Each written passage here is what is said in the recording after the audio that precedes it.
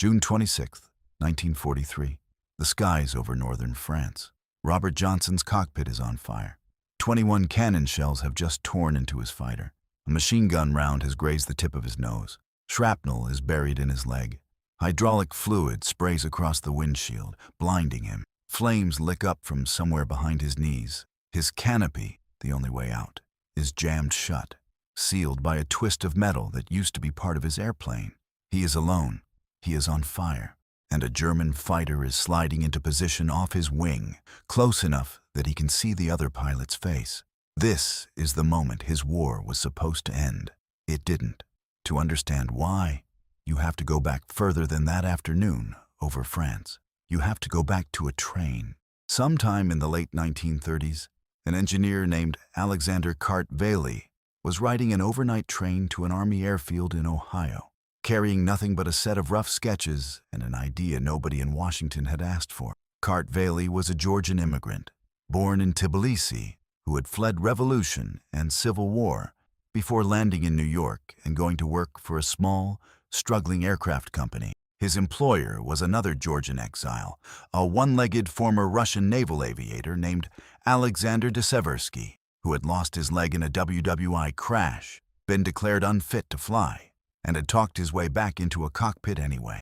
Together, this unlikely pair of Georgian émigrés had spent the 1930s building fighters for the U.S. Army Air Corps under the name Seversky Aircraft, a company that would soon be renamed Republic. Army doctrine at the time called for small, light, minimally armed interceptors. Cart-Vailey had been ordered to design exactly that kind of aircraft. Instead, as combat reports began arriving from the air war already raging over Europe, Cart-Vailey scrapped the small design and proposed something the Army hadn't asked for and almost didn't want: a fighter twice the size of anything else on the drawing board. A fighter built around the largest air-cooled engine available, fitted with a heavy turbo supercharger buried in its belly, and armed with 8 machine guns instead of 2. It was an enormous gamble. Nobody knew if something this big could even survive as a fighter, let alone win. 2 years later, over the coast of France, a young lieutenant named Robert Johnson was going to find out exactly how right that gamble was, the hard way. On May 6, 1941, test pilot Lowry Brabham climbed into the prototype, designated the XP-47B, and took it into the air for the first time. Partway through the flight, oil began burning in the exhaust duct, filling the cockpit with smoke thick enough that Brabham seriously considered bailing out over Long Island. He didn't. He held the aircraft steady, brought it down, and climbed out grinning. "I think we've hit the jackpot," he told the ground crew. He had no idea how right he was. The fighter he had just flown was a strange gamble by any standard of the time. Every other air force in the world was chasing lightness, stripping weight, shrinking airframes, betting everything on speed and agility. Cart-Vailey had gone the opposite direction entirely. He was betting that survivability would matter more than elegance. This was going to be a war fought at extreme altitude, over long distances, against an enemy with years more combat experience than any American pilot could match on day one. It was an unproven theory. It was backed by an oversized engine, a heavy dose of armor plate around the cockpit, and enough ammunition to fight far longer than a smaller fighter ever could. Army planners weren't entirely convinced. Some called it too big, too heavy, too much airplane for one man to fly into a turning fight. Cart-Vailey built it anyway. The aircraft that came out of that prototype was the Republic P-47 Thunderbolt. American pilots would come to call it something simpler. They called it the Jug.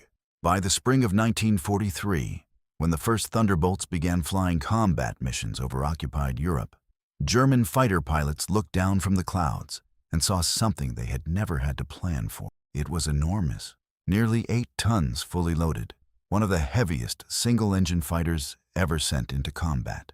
Next to the narrow, wasp-waisted silhouette of a Messerschmitt Bf-109, it looked less like a fighter and more like a barrel that had somehow sprouted wings. German pilots gave it a mocking nickname.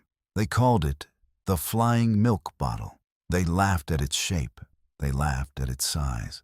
Nothing about this awkward American giant looked like it belonged in a dogfight against the lean, agile fighters the Luftwaffe had spent years perfecting. What they didn't understand yet was what was hiding inside that clumsy shape. Bolted into the Thunderbolt's nose was a Pratt & Whitney R2800 radial engine, producing over 2,000 horsepower, one of the most powerful aircraft engines in the world at the time. Running the length of its oversized fuselage was the very thing Kartveli had insisted on, a massive turbo supercharger feeding the engine compressed air at altitudes where enemy engines were already starving for breath. It let the Thunderbolt climb higher. It let it hold power longer. It let it hit harder at altitude than almost anything else in the sky. This was not a plane built to dance through a tight turning fight. It could not outturn a Messerschmitt, and it never would. Every pilot who climbed into one for the first time had to unlearn the instincts that kept them alive in smaller, nimbler aircraft. It was built for something else entirely. It was built to take a hit and keep flying. And the gap between what German pilots expected from this fat, ugly American fighter and what it could actually survive was about to be measured, in the clearest terms possible, in one man's blood. The 56th Fighter Group of the United States Army Air Forces flew the Thunderbolt out of airfields in England, escorting heavy bombers deep into occupied Europe on missions that could stretch for hours through hostile skies. Among their pilots was a young lieutenant from Oklahoma named Robert Johnson. He had wanted to fly since he was a boy, chasing crop dusters across the fields near his home, and by the time he reached flight school, his instructors already knew he had the instincts for it. He scored his first confirmed kill on June 13, 1943. A German Focke-Wulf 190 shot down over occupied France. 13 days later, on June 26th, his luck ran out. 48 Thunderbolts took off from a forward airfield in Kent that afternoon, tasked with escorting B-17 bombers home from a raid on the Villers-Coublay airfield near Paris. Johnson was flying near the back of his squadron's formation, a position every fighter pilot dreads, because it's the position furthest from help if trouble comes.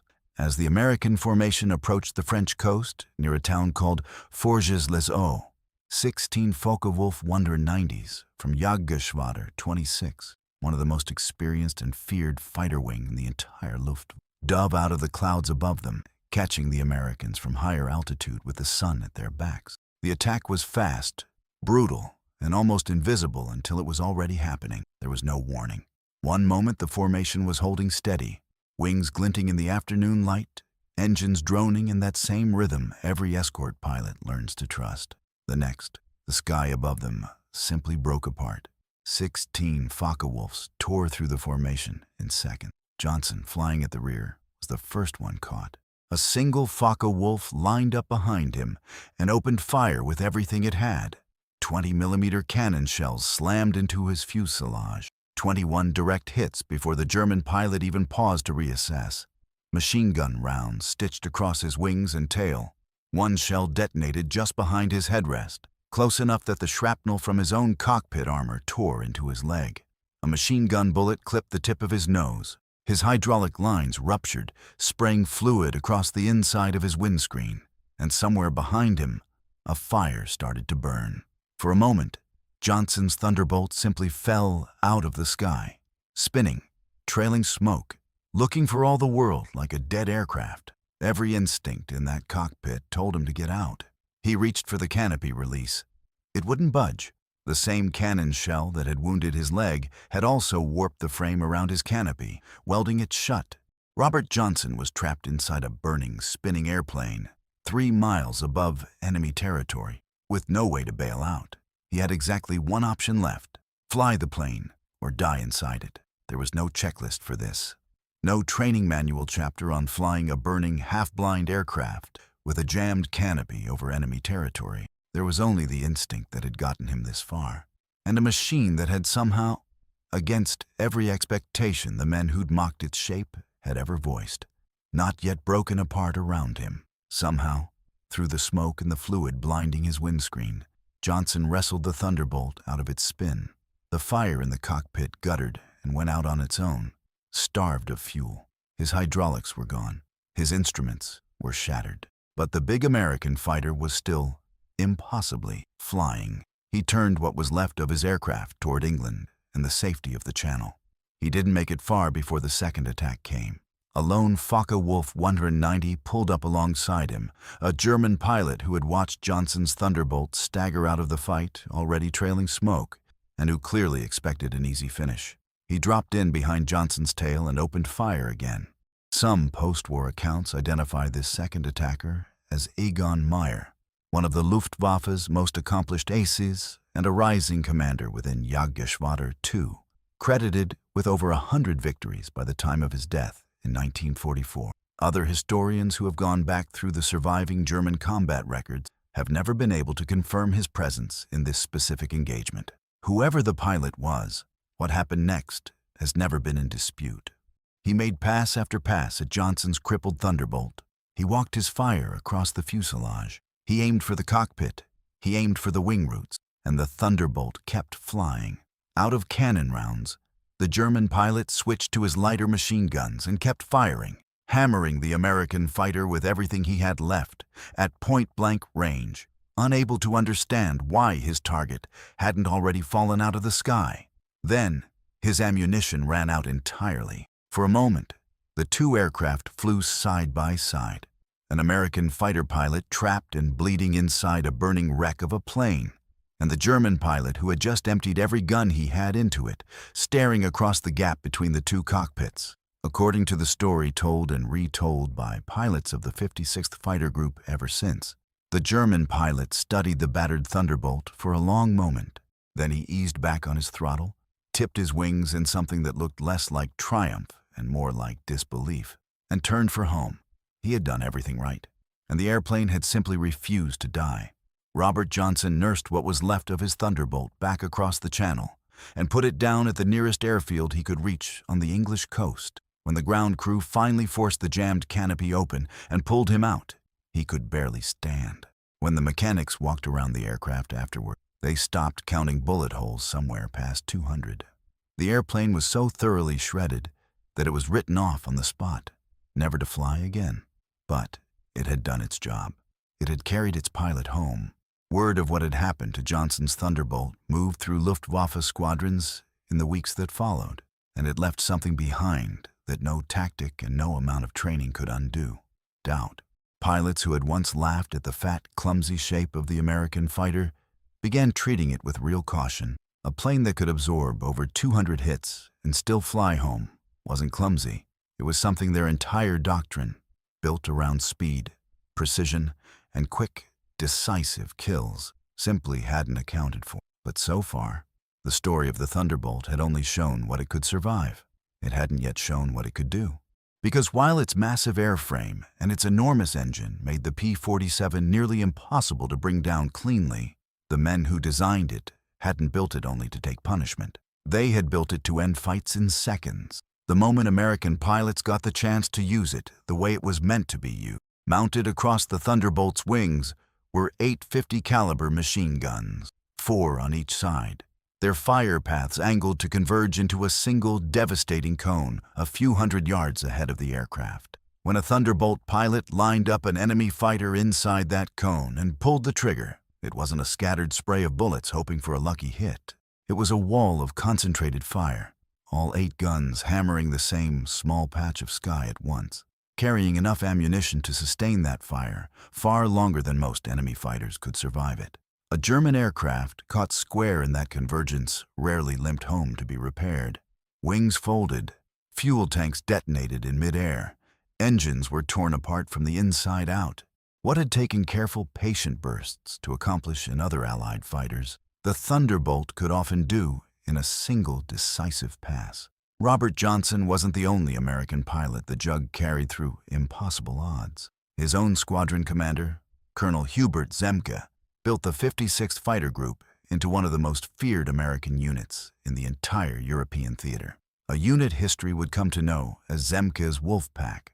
Another pilot in that same group, a young man named Francis Gabreski, would go on to become the top-scoring American ace of the war in Europe, flying the same rugged, unglamorous fighter that had once been mocked as a milk bottle with wings. By the time their combat tours ended, the pilots of the 56th had turned the Thunderbolt from a punchline into one of the most respected fighters in the entire Allied arsenal. Remarkable, considering that it was never the fighter most pilots asked for. When American pilots first arrived in England and were handed a Thunderbolt instead of the smaller, sportier fighters they had trained on back home, more than a few walked around the enormous aircraft in open disbelief, wondering how something this heavy was ever going to survive a dogfight with the Luftwaffe's finest. It took stories like Robert Johnson's, spreading from squadron to squadron, to convince them that the extra weight wasn't a flaw.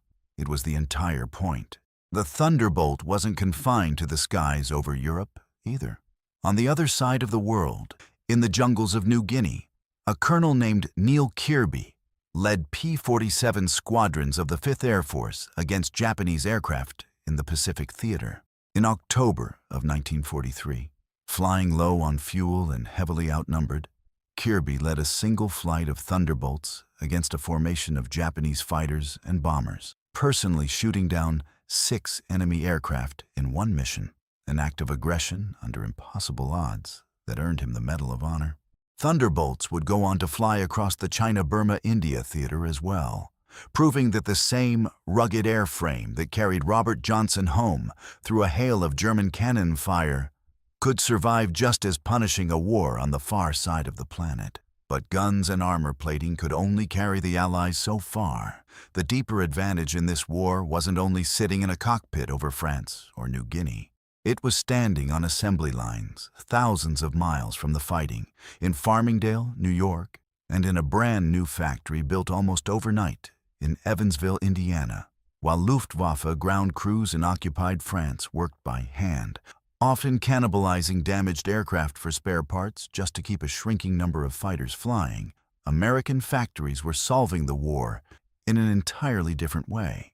At the height of production, Republic's Farmingdale plant alone was completing close to 30 new Thunderbolts every single day, and the Evansville factory, staffed by thousands of workers who had never built an airplane before the war, added thousands more. By the time the fighting ended, Republic and its subcontractor Curtiss Wright had built more than 15,600 Thunderbolts between them, more of a single fighter type than any other American manufacturer produced during the entire war. Germany was fighting the air war with brilliant individual pilots, brutal combat experience, and tactics refined over years of fighting. But skill has a ceiling. Numbers, when they're large enough, and they never stop growing, do not. This is the real turning point of the story. Not a single dogfight over France, but the slow, grinding shift in the balance of the entire air war that followed it. By 1944, German fighter squadrons weren't just facing tougher American aircraft in the sky. They were facing an opponent that could replace every single loss within weeks. Shoot down one Thunderbolt over the coast of France, and another was already being bolted together on a factory floor in Indiana, destined to be in combat within a month. German aces could still win individual battles, and many of them did, right up until the final days of the war. But every one of those victories cost Germany fuel it could no longer easily produce, ammunition it struggled to resupply, and pilots it had no realistic way to quickly train back to combat readiness. Meanwhile, American factories never felt the war the way German industry did. No Allied bombs were falling on Farmingdale. No fuel shortages were slowing the assembly lines outside Evansville. The Luftwaffe wasn't just losing dogfights anymore. It was losing a production war it had no realistic path to winning. As Allied forces pushed into France after the D-Day landings in June of 1944, the Thunderbolt's role expanded again. Its heavy armor and devastating firepower made it just as dangerous at treetop height as it was at 30,000 feet, and P-47 squadrons increasingly found themselves diving on German trains, fuel convoys, and armored columns retreating across the French countryside. The same toughness that had carried Robert Johnson home with over 200 holes in his fuselage let other Thunderbolt pilots fly directly into walls of ground fire from German anti-aircraft guns and come home to fly the same mission again the next morning. On the ground, German soldiers came to dread the sight of a Thunderbolt rolling into a dive above them nearly as much as Luftwaffe pilots feared its guns in the air. By the time the war in Europe ended, Thunderbolt squadrons were credited with destroying thousands of German locomotives, tens of thousands of trucks and rail cars, and thousands of armored vehicles, according to post-war Army Air Force's tallies. A campaign that didn't just kill soldiers, it strangled Germany's ability to move anything at all during daylight hours. American ground troops advancing across France came to associate the sound of a thunderbolt overhead with survival itself. It had become something the Germans never anticipated back in the spring of 1943, when they first laughed at its clumsy silhouette from a distance and gave it a mocking nickname. Robert Johnson kept flying after that afternoon over France. He would go on to record 27 confirmed aerial victories over the course of his combat tour, becoming the first American fighter pilot in the European theater to surpass the record set by the legendary World War I ace Eddie Rickenbacker. He survived the war and came home, living, breathing proof of exactly what his aircraft had done for him on that burning afternoon when it should have killed him twice over. The German pilot who emptied every gun he had into Johnson's Thunderbolt that day and still watched it fly away never got the kill his training told him he had already earned, because in the end, this was never really a story about one pilot outflying another. It was a story about an airframe that could absorb more punishment than anyone thought possible, designed by two Georgian immigrants who bet everything on a fighter the Army hadn't asked for, and built, in overwhelming numbers, by a country that could afford to lose airplanes faster than its enemy could ever hope to lose factories. They laughed the first time they saw it. A fat, ungainly shape lumbering through the clouds over occupied Europe, nicknamed for looking more like a milk bottle than a fighter plane. They stopped laughing the day it refused to die. There's a temptation, looking back at stories like this one, to make it about a single miraculous machine or a single lucky pilot who happened to survive an impossible afternoon. But the real lesson the Thunderbolt left behind runs deeper than luck. In modern warfare, the side that wins isn't always the side with the most elegant weapon or even the most skillful individual fighters. It's the side that builds a system, a machine that can absorb catastrophic damage and keep functioning, backed by an industrial base that can replace what's lost faster than the enemy can destroy it. Germany had extraordinary pilots almost until the very end of the war. What it never had again after 1943 was time. Every Focke-Wulf lost over France had to be rebuilt by hand, by exhausted crews with dwindling supplies, while a new Thunderbolt was already rolling down an assembly line in Indiana before the wreckage in France had even stopped smoking. That gap, invisible in any single dogfight, but unmistakable across an entire war, is what actually decided who controlled the skies over Europe. If you're listening tonight, wherever this story found you, drop a comment and tell us what part of the world you're tuning in from. Stories like this one crossed oceans to reach the men who lived them. It seems only fitting that, more than 80 years later, they still do.